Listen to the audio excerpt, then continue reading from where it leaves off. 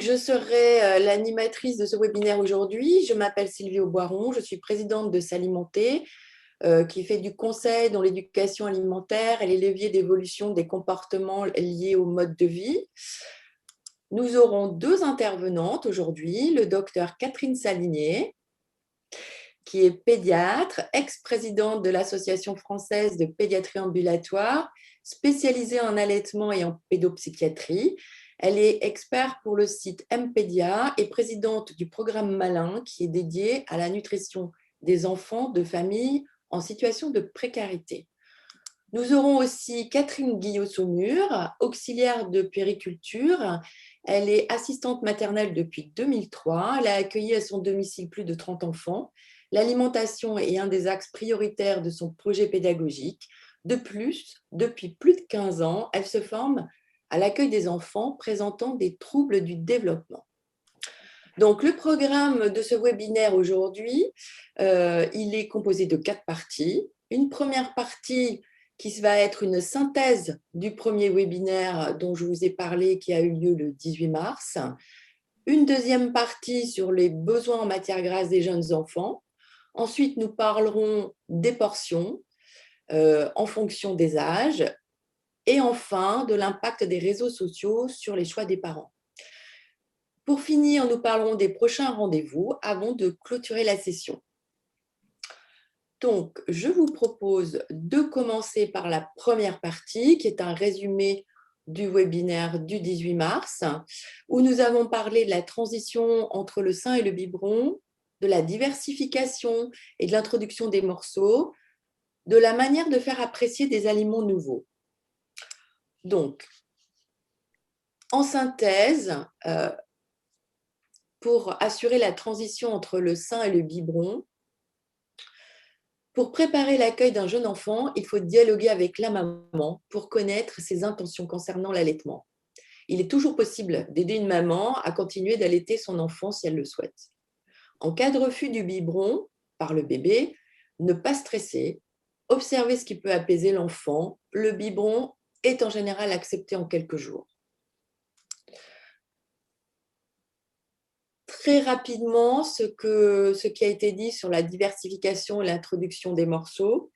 La diversification ne doit jamais avoir lieu avant 4 mois, mais pas non plus après 6 mois. Il faut respecter là encore les attentes des parents et utiliser la curiosité de l'enfant. À partir d'1 an, les enfants doivent avoir goûté de tout, manger seul une partie de repas et cette partie de repas en morceaux.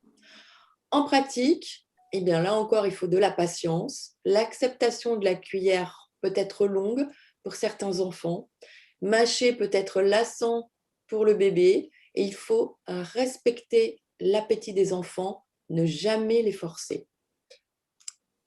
Ensuite, pour faire goûter des aliments nouveaux, il faut, dès la diversification, faire goûter le plus souvent possible aux tout petits tous les aliments qui passent sur la table. Représenter plusieurs fois et varier les recettes pour faire accepter les aliments rejetés. Encourager sans jamais forcer les enfants. Donner l'exemple. Manger avec les enfants les mêmes aliments qu'eux. Les familiariser avec les aliments en cuisinant avec eux, et c'est possible très jeune, en observant au jardin, au marché, etc. Voilà pour cette partie. Avant de passer à la deuxième partie, docteur Salinier, est-ce que vous voulez revenir sur des points qui vous semblent vraiment cruciaux? De la première partie, je trouve que vous avez, enfin, que ça a été très, très bien résumé. Il y a vraiment les points essentiels qui viennent d'être rappelés là. Et je trouve que, bon, j'ai rien à ajouter. C'est vraiment l'essentiel à retenir de façon simple et de façon pertinente. Donc, nous allons attaquer le cœur de notre webinaire aujourd'hui et nous allons parler des besoins en matière grasse. Donc, parfois, les parents ont tendance à trop limiter les matières grasses. Et limiter ne veut pas dire supprimer toutes les matières grasses. Ce qui doit être privilégié, ce sont les acides gras végétaux non transformés. Docteur Salinier, qu'est-ce qu'il est important de savoir? Alors, il est important de savoir que justement, c'est ce que vous venez de dire, que le gras est absolument nécessaire. C'est un peu le défaut des médecins qui ont dit dans les dernières recommandations il y a quelques années, limiter le gras et le sucre. Et les parents, voulant bien faire, ont entendu de supprimer le gras et le sucre. Les deux étant diabolisés puisqu'on fait effectivement la chasse à l'obésité, on se croit obligé de faire la chasse au gras, ce qui n'est pas du tout raisonnable. En effet, les graisses sont absolument indispensables. Elles apportent de l'énergie et elles participent ainsi au fonctionnement de l'organisme. Par ailleurs, elles sont absolument indispensables à la construction de l'organisme, en particulier au niveau cérébral. Alors, il y a deux familles d'acides gras essentiels. Ce qu'on appelle les acides gras essentiels, ce sont comme leur nom l'indique, c'est des graisses qui sont absolument essentielles à l'organisme. D'une part, les oméga 3, qu'on trouve donc dans des huiles végétales et surtout dans l'huile de colza, dans l'huile de noix et dans l'huile de soja. Et bon, traditionnellement, on pense toujours à l'huile d'olive, qui est la base de beaucoup de cultures. Mais le colza est beaucoup plus riche en oméga 3 qui sont indispensables pour la construction cérébrale et aussi des oméga 6 qui sont aussi indispensables à la construction de certaines tissus et qu'on trouve dans l'huile de tournesol. L'essentiel est de mélanger plusieurs huiles, de changer, enfin pas de les mélanger, ça a été mélangé dans des huiles qui sont commercialisées, mais ce n'est pas utile de les mélanger, mais de varier. Ces huiles, ces corps gras qui doivent être rajoutés, on le verra, je pense qu'on en parle un peu plus tard à l'alimentation, doivent toujours être utilisés crus, bien évidemment. Et ces acides gras essentiels sont aussi contenus dans des produits de l'alimentation courante, en particulier les poissons gras.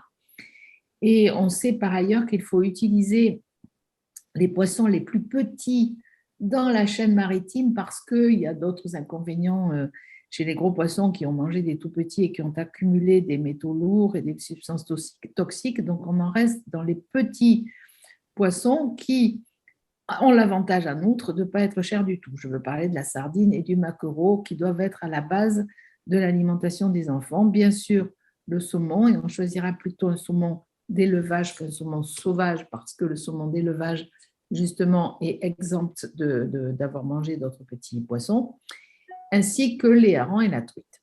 Donc, des acides gras essentiels à donner de façon tout à fait quotidienne aux enfants sous forme d'huile crue ou de poissons gras, en particulier les petits poissons.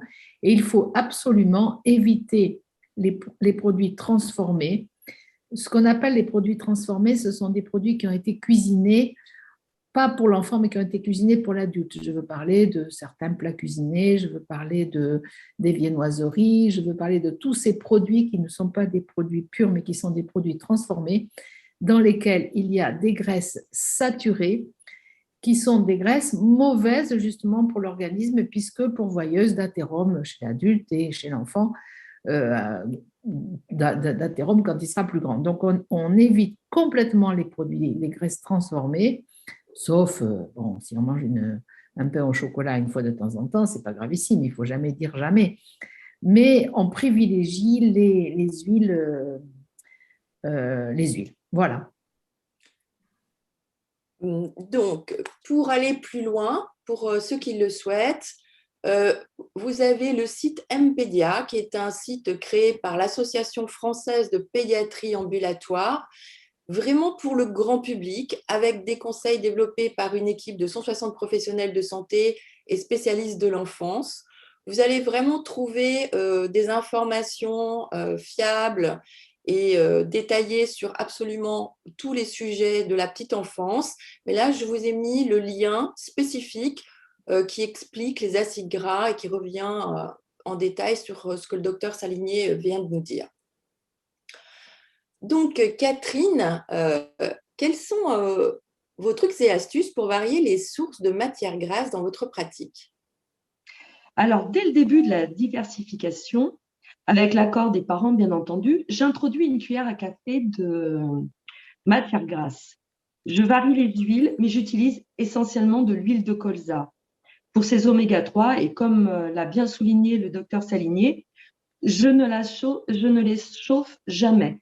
Je les rajoute au dernier moment, si c'est une purée de bébé, au dernier moment sur la purée.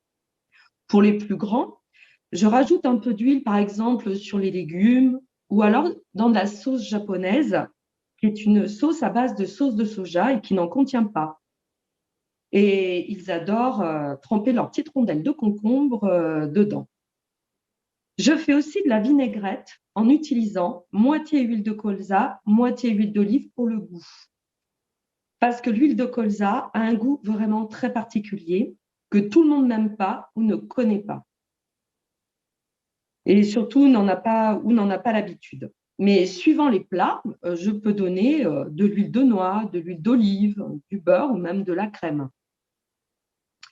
Beaucoup de parents, j'ai remarqué, n'utilisent pas d'huile de colza parce qu'ils ne la connaissent pas ou ne l'aiment pas et ne souhaitent pas en acheter.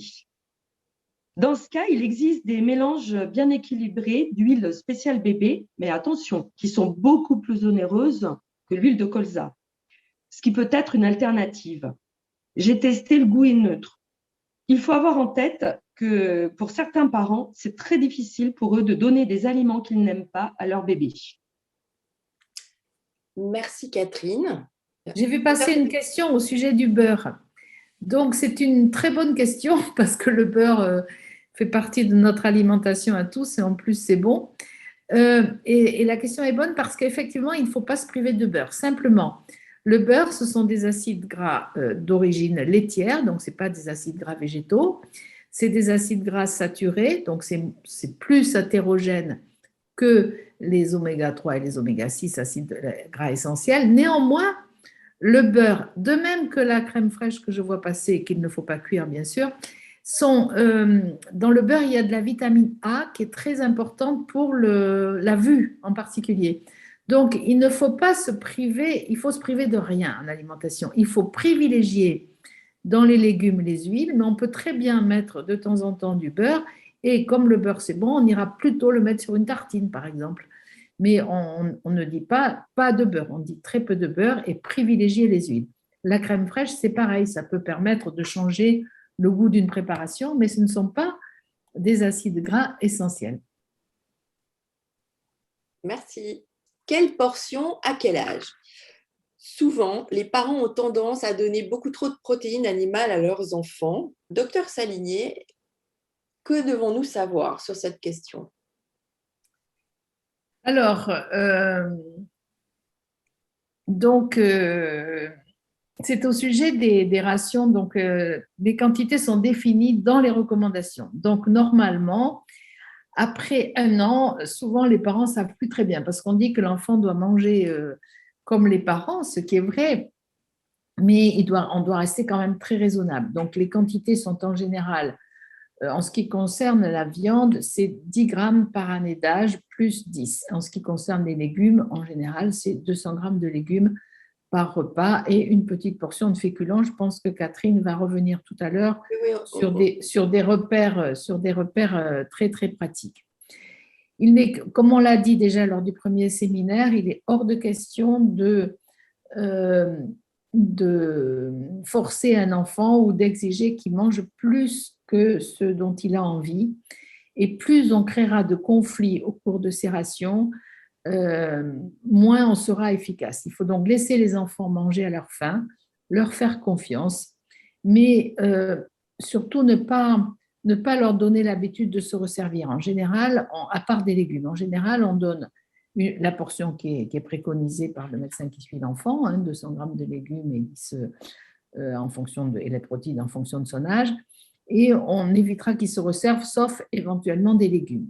Pour l'enfant qui est petit mangeur, il ne faut pas le forcer et au contraire, lui, on lui donnera des petites rations pour ne pas qu'il soit découragé devant une trop grosse assiette. Voilà un peu il faut garder à l'esprit que l'enfant n'est pas un petit adulte, il mange comme l'adulte, mais c'est à l'adulte de s'adapter à ce qu'on va donner à l'enfant au point de vue de la qualité nutritionnelle et rester dans des rations tout à fait raisonnables sur lesquelles Catherine va revenir. Oui, mais là, donc c'est toujours vous sur des choses de plus précises. Voilà. Donc, voici quelles sont les recommandations que vous pourrez retrouver sur les sites que va vous conseiller tout à l'heure Sylvie. Donc, en général, c'est 500 millilitres de lait et ça, on peut, de lait ou équivalent. Attention, hein. Quand on dit lait, c'est lait ou équivalent. C'est-à-dire, il y a des enfants qui ne veulent plus boire de lait, mais s'ils mangent un biberon, par exemple, un yaourt, ça équivaut à 120 millilitres de lait. Donc, on arrive très facilement à 500 millilitres de lait entre les biberons, entre le lait bu au bol ou entre les yaourts ou les portions de fromage. Le lait est important pour le calcium. Donc, il est bien évident qu'un enfant qui a une portion de fromage a l'équivalent, si c'est 80 grammes de gruyère, par exemple, c'est la portion de gruyère qui est sous blister qu'on trouve facilement, pour vous donner une idée. Hein. Ça équivaut à 200 grammes à 120 millilitres de lait comme un yaourt. Donc, on ne dépasse pas 800 millilitres, ça fait beaucoup trop. Et surtout, ça serait empêché parce que le lait est un aliment. Très souvent, il y a des parents qui donnent le lait à boire. Or, il ne faut pas perdre de vue que le lait n'est pas une boisson, que c'est un aliment. Donc, souvent, les enfants sont surchargés parce qu'ils prennent beaucoup trop de lait et ils n'ont pas faim pour le repas d'après. Donc, quand on a soif, on boit de l'eau, mais on peut boire du lait le matin ou à 4 heures, mais comme un aliment. Les fruits et légumes, donc il faut en donner chaque jour et à chaque repas, sous toutes les formes. Donc Catherine y reviendra, sous forme de crudité, de soupe. Alors c'est la difficulté avec les légumes, c'est que les enfants les aiment pas trop. Donc il y a des petites astuces qui consistent à les donner en début de repas, mais je pense que Catherine y revient. Les légumes secs, c'est-à-dire les haricots, les lentilles, c'est au moins 2 fois par semaine. Les féculents, c'est tous les jours. Donc, le féculent, ça va être des pâtes. Alors ça, c'est facile. Hein, on donne facilement des pâtes aux enfants, mais aussi le riz, mais aussi le bolgour, mais aussi la semoule, enfin, tout ce qui est féculent. Les protéines animales, je l'ai dit tout à l'heure, c'est 10 grammes par jour, par année d'âge et par jour. Ce qui fait que l'enfant, entre 1 et 2 ans, c'est 10 plus 10, ça fait 20. 3 ans, c'est 30 et au-delà, on continue. Globalement, on ne va pas peser tous les jours, mais ça donne une idée parce que, par exemple, un steak haché, bon, je sais bien que le boucher peut vous le donner de différentes épaisseurs ou de différents poids, mais en gros, le steak haché, c'est 120 grammes. Donc, pour un enfant de 5 ans, c'est un demi-steak haché, pas un steak haché entier comme très souvent on voit donner. Les matières grasses, eh bien, on vient d'en parler. Et de l'eau, je viens d'en parler aussi. Merci. En termes de sources d'information, vous avez toujours le site Mpédia où vraiment vous trouvez des informations sur vraiment beaucoup d'aspects. Mais vous avez aussi le site mangerbouger.fr qui est le site plus grand public de Santé publique France qui vient de sortir, donc il est sorti en septembre dernier, un petit guide sur la diversification alimentaire où vous avez là aussi beaucoup d'informations utiles et intéressantes si vous vous posez des questions. Donc, Catherine, quels sont vos trucs et astuces concernant les portions? C'est vrai, quand les enfants sont suffisamment grands pour manger presque comme tout le monde, je fais très attention aux portions pour respecter les quantités et les légumes, bien sûr, restent à volonté. Donc, ce qu'il faut faire attention, c'est aux protéines, aux féculents et au laitage. En effet, si je prends l'exemple d'une quiche aux légumes, comme une tarte aux poireaux, qui se compose de 8 poireaux pour une grande tarte, quand même 32 cm, et je mets le blanc et le vert pour que l'apport de légumes soit quand même intéressant.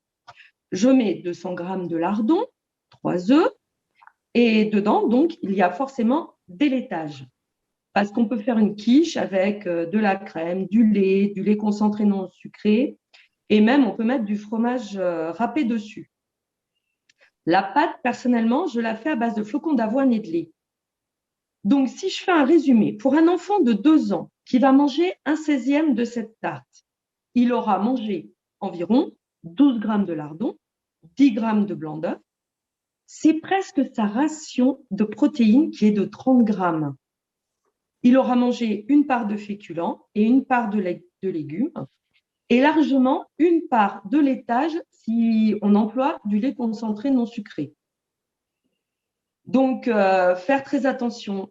Ça va très, très vite chez un tout petit quand il mange comme toute la famille. Et c'est vrai que pour privilégier les légumes, je les donne toujours en premier.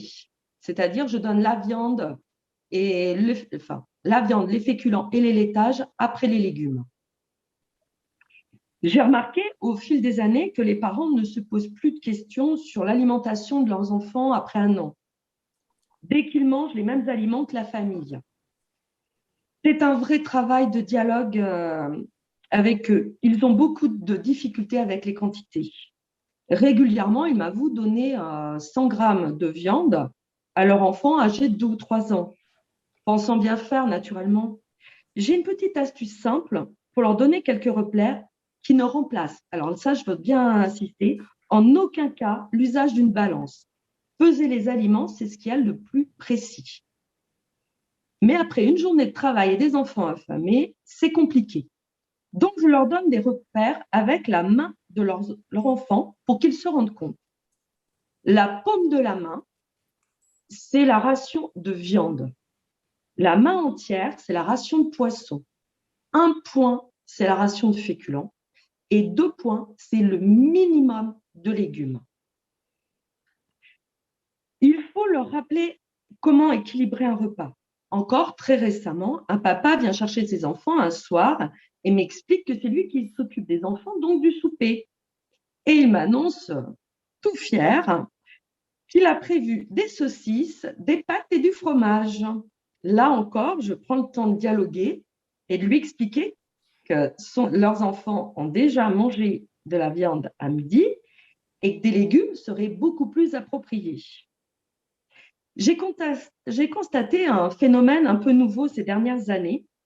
Fatigués, les parents, le soir, se font livrer des repas. Sushis, nuggets, burgers, pizza, etc.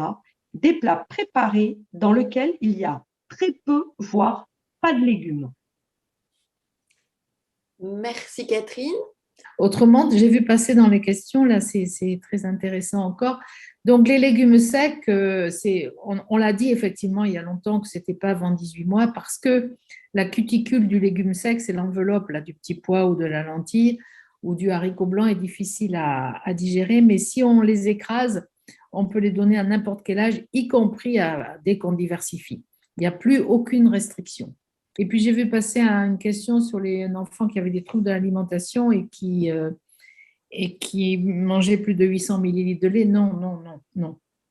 Il faut s'occuper de son trouble d'alimentation, mais le lait n'est pas du tout un aliment complet. Il apporte du calcium, mais il apporte aussi des graisses laitières qui sont utiles, mais pas en trop grande quantité. Donc, non, on ne dépasse pas 500 millilitres, comme on l'a dit, de lait ou équivalent. Non, je n'ai rien à ajouter. Je trouve que c'est très bien expliqué. Bien, moi, je peux rajouter une chose aussi, c'est il y a une alternative aussi, les légumineuses auxquelles on ne pense pas et que moi j'aime bien et que les enfants adorent. J'utilise du couscous de pois cassés, entre autres. Et ça peut être changer un petit peu et de leur apporter des légumineuses sous un peu une autre forme. Moi, les enfants, ça marche très bien. Et il y a aussi, il faut aussi essayer d'associer, c'est associé dans certaines cultures, les légumes secs avec les céréales. C'est pour ça que, par exemple, dans le couscous, il y a des pois cassés. À La Réunion, il y a des lentilles avec du riz, parce que ça favorise l'absorption des protéines des légumineuses. Vous savez qu'il y a des protéines dans les lentilles, par exemple. Il y a du fer aussi, et le fait que ça soit associé à des céréales favorise l'absorption. C'est pour ça que ces associations sont pertinentes. Est-il préférable de privilégier les féculents le midi et les légumes le soir? Non, c'est comme on veut. Alors, c'est sûr que les féculents étant un peu plus consistants permettent à l'enfant d'avoir une satiété un peu plus longue, mais l'idéal est de donner un peu des deux à chaque repas. Combien de portions de protéines, viande, poisson, œufs données par jour? On a mis 1. Donc, c'est une portion, bien sûr, mais ça peut être 2 demi-portions. C'est-à-dire que quand l'enfant mange à table avec les parents, si les parents, on voit parfois des parents qui mangent de la viande le soir, parce que le midi, ils ont mangé rapidement d'un sandwich et quelquefois le repas familial est plutôt le soir. Dans ces cas-là, l'enfant, lui, il a envie aussi d'avoir comme ses parents. Donc, à ce moment-là, il faudra s'arranger avec l'assistante maternelle pour qu'il en ait très, très, très peu à midi, pour qu'il puisse en avoir un tout petit peu le soir aussi. Donc, c'est une portion par jour, on est d'accord, mais ça peut être 2 demi-portions. J'espère que je m'explique bien. Ensuite, quelle quantité de laitage par jour à partir de 1 an? Alors, on a bien fait de passer ce... J'ai du mal m'expliquer tout à l'heure parce que c'est entre 300 et 500. On a dit que c'était... Alors, certains ont mis entre 500 et 800, mais ça fait... C'est vrai, il ne faut jamais dépasser 800, mais la ration normale, c'est 500. Si on est à 750, c'est-à-dire si on répond entre 500 et 800 et qu'on est à 750, c'est beaucoup trop. Donc, il faut garder présent à l'esprit, la réponse n'est pas fausse, hein, bien sûr, mais il faut garder présent à l'esprit 500. De lait ou équivalent, on est d'accord. À la recherche d'informations concrètes pour nourrir leurs jeunes enfants, les parents se tournent très souvent vers les réseaux sociaux. Docteur Saligné, qu'est-ce que cela peut poser comme difficulté? Alors, les réseaux sociaux, c'est valable pour tout, hein, que ce soit pour l'alimentation, mais pour plein d'autres choses. Et en ce qui concerne l'enfant, chacun y va de son expérience personnelle, et l'expérience personnelle, elle est souvent teintée de l'éducation qu'on a eue, de la vie qu'on a eue, de sa personnalité, de sa sensibilité, et ça n'est jamais des recommandations officielles. Nous, en médecine, on est obligé de travailler selon des choses scientifiquement prouvées, et malheureusement, les réseaux sociaux s'éloignent beaucoup des recommandations officielles et entraînent les parents sur des chemins qui sont marginaux et qui ne sont pas adaptés parfois à l'organisme en croissance de l'enfant. Actuellement, on voit je prends cet exemple de la diversification menée par l'enfant, car actuellement, les parents se lancent beaucoup là-dedans, c'est-à-dire, vous devez connaître, c'est l'enfant qui mange tout seul avec ses doigts les légumes qu'on lui a préparés. C'est une très très bonne idée parce qu'on profite de la fonction du fait que l'enfant sache attraper et qu'il porte tout ce qu'il attrape à la bouche, parce que chez le petit enfant, la bouche et les lèvres sont aussi un organe de sensibilité et d'observation et de prise en compte de l'environnement. Et il a envie de tout explorer, c'est pour ça qu'un enfant met tout à la bouche, et il a aussi envie de découvrir seul les goûts et les textures. Donc, c'est très important de lui faire découvrir ça. Mais en aucun cas, un enfant ne sera parfaitement nourri si on se contente de ça. Il ne fera jamais un repas complet. Or, actuellement, les réseaux sociaux qui divulguent trop cette méthode, on commence à voir arriver des enfants mal nourris et des dénutritions graves parce que on laisse l'enfant seul devant ses morceaux et qu'il n'aura jamais sa ration. Donc, des parents, des assistants maternels qui ont spontanément donnent à l'enfant un petit bout de légumes fondants dès qu'il a 6 mois, un quignon de pain, le laisse manger avec les doigts. Oui, tout le monde le fait de façon naturelle, mais ériger ça en dogme comme le font certains réseaux sociaux, c'est une erreur. Je vous donne cet exemple-là pour vous dire que les réseaux sociaux ne sont pas toujours pertinents. Donc, l'enfant doit manger de tout de façon équilibrée et il a besoin d'absolument tous les nutriments. C'est pour ça qu'il ne peut pas tout absorber tout seul. J'ai un autre exemple que j'ai vu sur les réseaux sociaux là, qui est en train de faire actuellement le tour de tous les pays du monde, c'est la section du frein de langue qui entraîne des abus impossibles chez des enfants qui ont des difficultés à téter ou à manger ou même qui n'ont aucune difficulté du tout. Voilà quelque chose qui est promulgué par des réseaux sociaux et qui est totalement inadapté chez l'enfant. Voilà certains exemples. Donc, ça peut être un échange entre maman, entre papa, entre assistante maternelle par les réseaux sociaux qui peut être intéressant, mais il faut garder raison et quand on a une idée qui s'éloigne un petit peu des recommandations habituelles, s'en ouvrir au médecin qui suit l'enfant. Merci Catherine.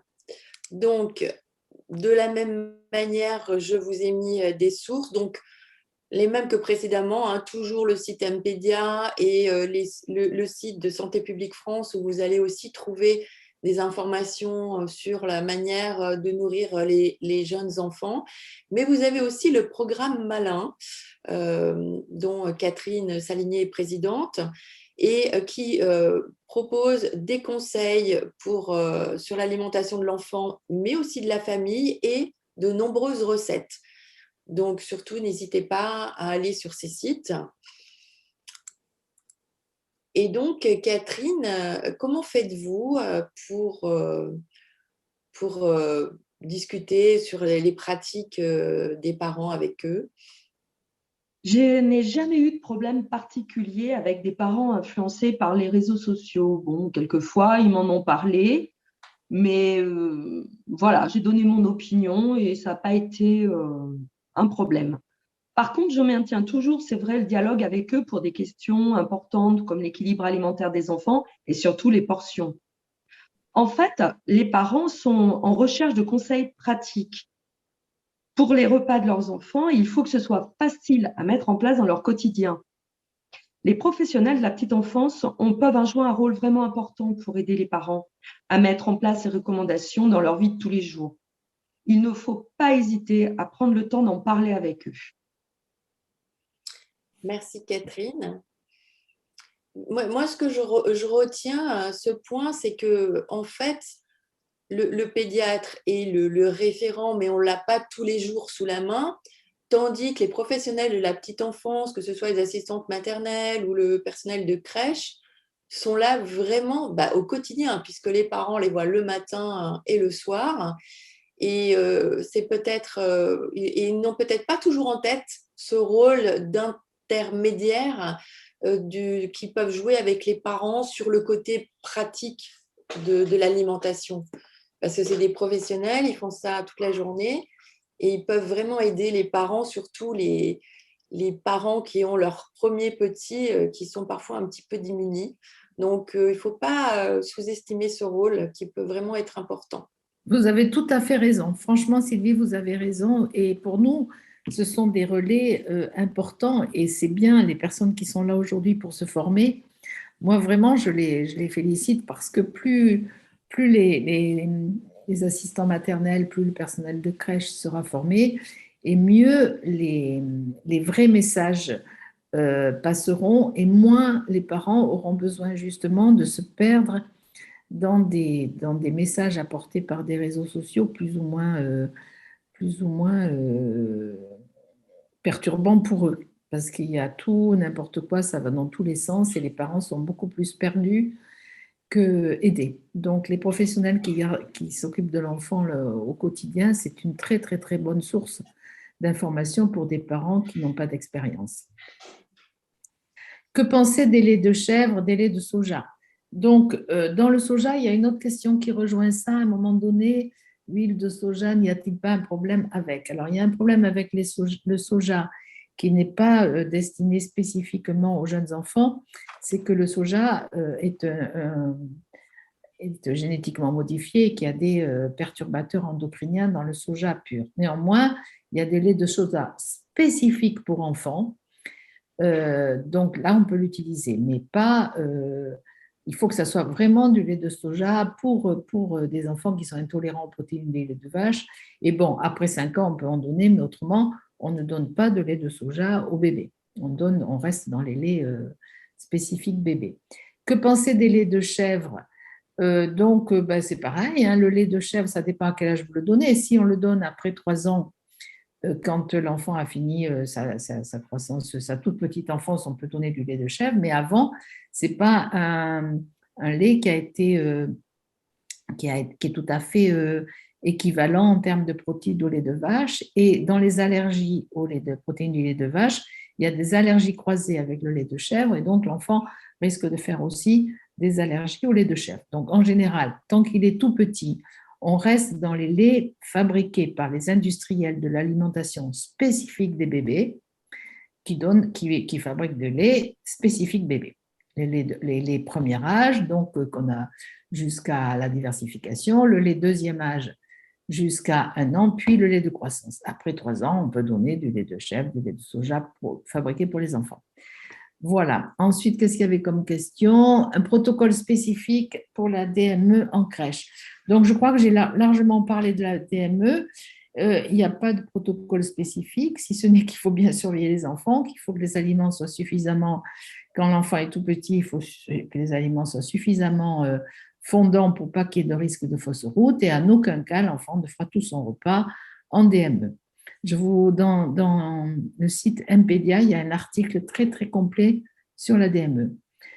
Votre avis sur le sucre et la confiture? Eh bien, comme on l'a dit pour le gras, le sucre et la confiture sont à limiter, mais ne pas supprimer. On peut très bien sucrer un yaourt, et je préfère qu'on sucre un yaourt nature plutôt que d'acheter un yaourt déjà sucré, en mettant du sucre. En général, on évite le sucre raffiné, c'est-à-dire qu'on donne plutôt du sucre non raffiné. Et on peut mettre de la confiture, bien évidemment, une petite cuillère de sucre ou de confiture dans un yaourt, c'est très très bien. Après, un bonbon par jour, c'est très très bien. 50 bonbons, c'est trop de sucre. C'est toujours une question d'être raisonnable. Pour un enfant encore au petit pot le midi à plus d'1 an, faut-il donner un laitage? Alors, d'abord, à 1 an, cet enfant ne devrait plus être au petit pot. À 1 an, un enfant mange à table des morceaux tout seul, comme l'a dit Catherine la dernière fois. Et il faut donner un laitage. Normalement, ça dépend, le laitage ou la compote, ça dépend de sa ration de lait aux autres repas. Donc, on ne peut pas répondre à cette question sur un seul repas.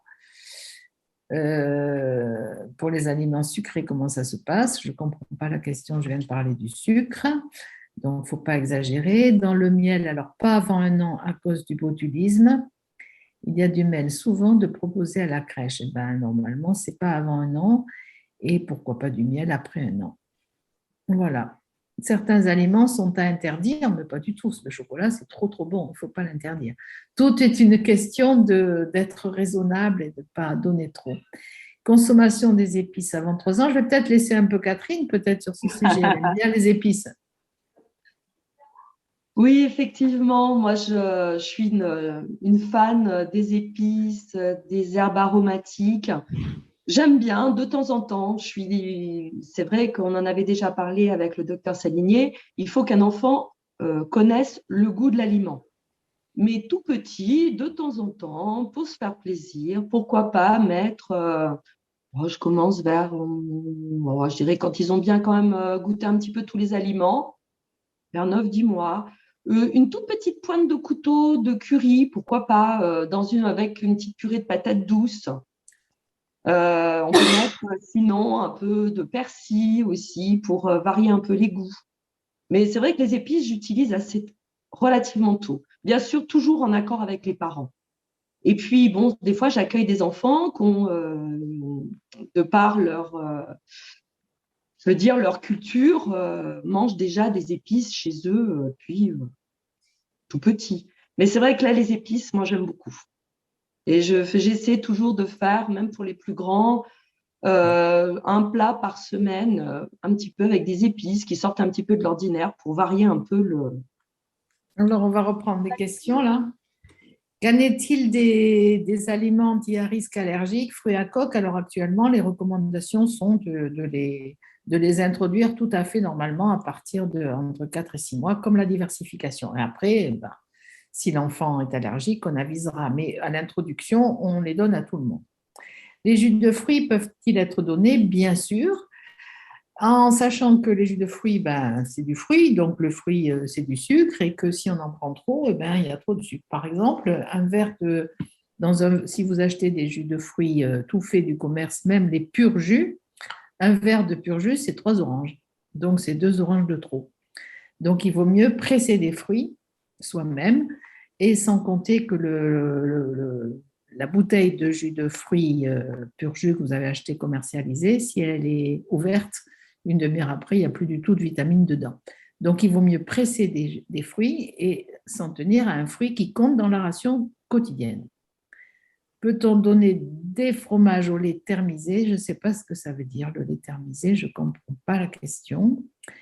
Ce qui est sûr, c'est que dans les nouvelles recommandations, on ne donne que des fromages au lait pasteurisé. On ne donne pas de fromage au lait cru avant. Les dernières recommandations sont 10 ans, nous on dit 5 ans, à cause de certaines microbes qui peuvent être dans le lait cru. Donc, on donne toujours des fromages au lait pasteurisé. Catherine, répétez les repères des mains. Les repères des mains. Ah, mais moi, enfin, j'aime beaucoup, et sachant que c'est quand même valable aussi pour les adultes, hein.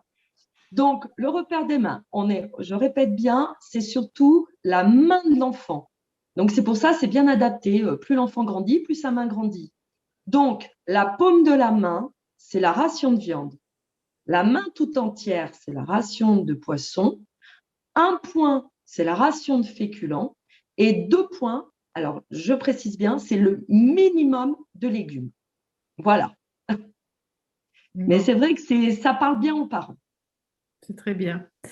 Il y a des questions intéressantes. Que pensez-vous enfin, elles sont toutes intéressantes, mais malheureusement, le temps presse. Que pensez-vous du repas végétarien en crèche?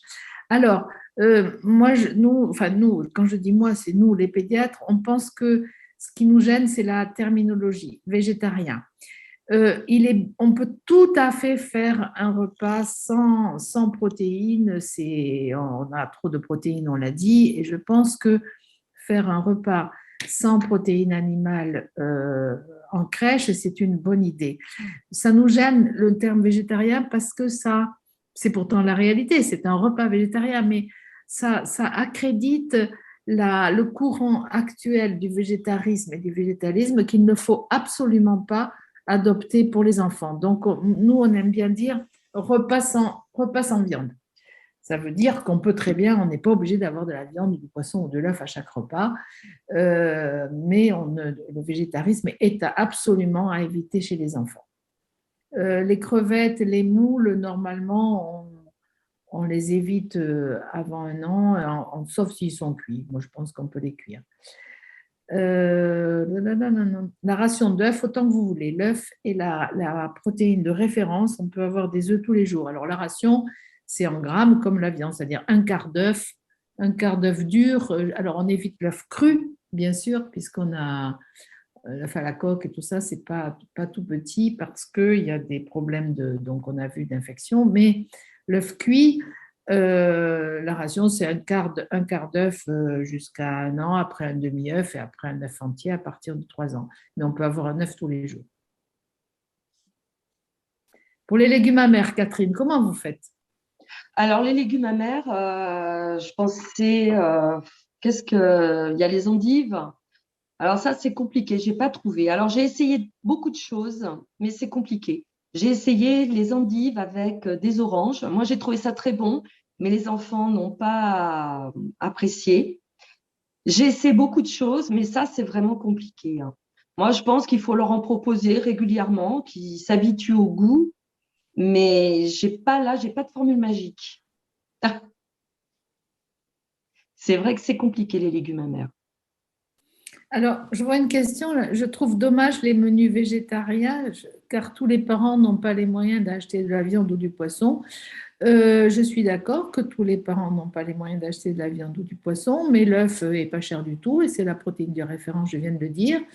Et les rations de viande et de poisson sont vraiment, on l'a vu en début de webinaire, très faibles. Et je ne connais pas de parents, même pauvres, qui ne peuvent pas acheter une sardine. C'est un filet de sardine, même chez le poissonnier, c'est moins de 50 centimes.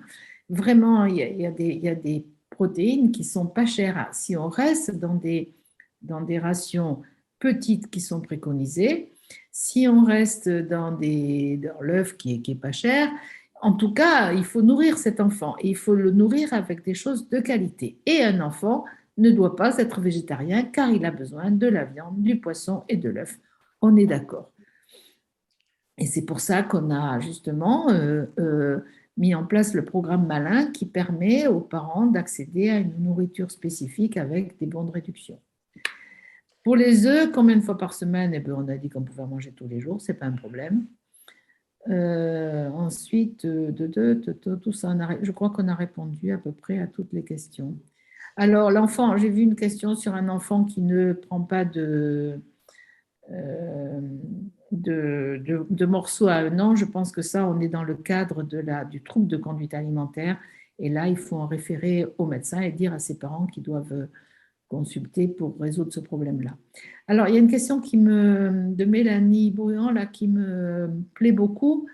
C'est il est préférable de présenter l'intégralité du repas aux enfants, par exemple, dans des plateaux en crèche, mange le dessert seulement quand tout est présenté. Je suis 1000 fois d'accord avec Mélanie Bruand. J'essaye de me battre dans mes crèches parce que, comme on le sait, l'enfant et l'adulte, on a dit tout à l'heure il y a des histoires de texture, il y a des histoires d'odeur, il y a des histoires de vue, et tout ça participe au catalogue alimentaire. Et moi, je pense que la structure du repas doit être respectée, entrée, plat, dessert, et que quand l'enfant, moi je vois ils commencent tous par le sucré, bien évidemment, or même de façon physiologique, si on prend le sucré en début de repas, ça fait monter trop la glycémie, ce qui entraîne ensuite un excès d'insuline et coupe l'appétit. Donc, on a pris cette habitude sur les anglo-saxons et que je sache, les anglo-saxons ne sont pas des exemples d'art culinaire alors que nous, en France, on l'est. Alors après, ne pas obliger l'enfant à finir son entrée si il n'en veut pas, bon, il faut avoir un peu de souplesse, mais tout présenter sur le plateau repas, moi, je ne suis pas d'accord. Si je peux me permettre un commentaire par rapport à ça, et qui va rebondir sur l'amertume aussi, c'est que les enfants sont conditionnés, nous sommes conditionnés pour favoriser les produits sucrés parce que c'est ce qui va nous apporter de l'énergie, et par rejeter les produits amers parce que c'est souvent associé à de la toxicité dans la nature. Donc, c'est évident que de donner à voir les produits sucrés en premier, même sans appétence particulière pour le sucre, le tout petit, il est programmé pour manger ces produits en premier. Donc, c'est vraiment pas ce qu'il faut faire, hein, comme l'a dit le docteur Saligné. Et quant à l'amertume, il est programmé aussi pour la rejeter. Donc, il faut l'habituer petit à petit et c'est normal que ce soit plus compliqué parce que c'est physiologique. On est conditionné comme ça, c'est pour notre protection dans les temps très anciens quand nous vivions dans la nature. Alors, une autre question sur le bio, je la prends parce que c'est très important. Bien sûr qu'il faut privilégier le bio actuellement. Néanmoins, le bio, c'est cher. Et comment dire, il faut avoir du bio. Si il n'y a pas dans le magasin assez de turnover, vous risquez d'avoir du bio qui a 4 jours et vous perdez en qualité nutritive ce que vous gagnez en bio. Donc, plutôt que du bio, si on ne peut pas l'acheter, ben, il faut en tout cas s'astreindre à donner des fruits et des légumes de saison dans du circuit court, c'est-à-dire cultivés localement. Donc, le bio, c'est bien, mais ça n'est pas une exigence, surtout quand on n'a pas les moyens de l'acheter. En tout cas, pour tout ce qui est alimentation spécifique de l'enfant, c'est-à-dire les petits pots, le lait, les assiettes toutes prêtes de l'industriel, ne prenez pas bio, car ça, c'est un argument marketing, car il y a une recommandation pour les produits industriels spécifiques de l'enfant, une recommandation européenne en termes d'engrais et de pesticides qui est plus bio que bio, c'est-à-dire qu'un petit pot de légumes d'une marque d'industriel spécifique pour l'enfant ne contient aucun pesticide ni engrais. Et si la même marque vous le propose en bio, c'est parce que ça lui permet de le vendre plus cher. Voilà, tout ça c'est dit clairement. Du poisson, ben, vous pouvez en manger tous les jours si vous voulez, plus de 2 fois par semaine. Non, c'est simplement qu'il faut aussi il n'est pas interdit de manger du poisson plus de 2 fois par semaine, mais ça vous supprime des occasions de manger de la viande. Or, la viande est nécessaire pour le faire. Ben, je vous propose peut-être qu'on stoppe là parce que voilà, il est presque l'heure. Et nous répondrons par écrit aux questions auxquelles nous n'avons pas répondu à l'oral. Eh bien, il me reste à remercier le docteur Saligné, Catherine Guillot-Saumur et Xavier Lisiès pour son soutien technique et vous remercier tous pour votre participation. Et puis, j'espère vous retrouver le 17 juin pour parler des spécificités de la restauration collective en France.